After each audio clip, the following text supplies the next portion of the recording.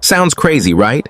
Same wire, same electricity, totally different result. When a bird sits on a single wire, both its feet are at the same electrical potential. No difference, no flow, no problem. Thousands of volts, and this tiny bird is just chilling, but if you touch that wire, you could die instantly.